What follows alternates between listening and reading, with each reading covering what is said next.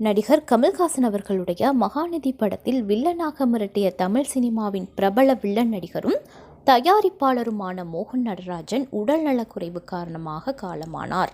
தமிழ் திரையுலகின் 80 மற்றும் 90 காலகட்டத்தில் பிரபல வில்லன் நடிகர்களில் ஒருவராக இவர் திகழ்ந்தவர்.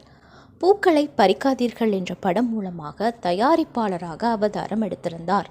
அந்த படத்தை தொடர்ந்து வில்லத்தனமான அவரது தோற்றம் காரணமாக அவருக்கு நடிக்கவும் வாய்ப்பு கிடைத்தது. சிறந்த வில்லன் நடிகராக அறியப்பட்ட இவர் சரத்குமாரின் நம் அண்ணாச்சி, விஜயகாந்தின் சக்கரை தேவன், நடிகர் கமல்ஹாசன் அவர்களுடைய மகாநதி, அஜித்தின் சிட்டிசன் படம் என பல படங்களில் வில்லத்தனத்தை காட்டியிருக்கிறார். நடிப்பு மட்டுமின்றி பிரபலங்களை வைத்து படங்களையும் தயாரித்திருக்கிறார். மோகன் நடராஜன் வயது மூப்பு மற்றும் உடல்நலக் குறைவு காரணமாக கடந்த சில வருடங்களாகவே திரைத்துறையை விட்டு விலகியிருந்தார். அவரது மறைவு ரசிகர்கள் மற்றும் திரைப்பிரபலங்களுக்கு பெரும் சோகத்தை ஏற்படுத்தியிருக்கிறது.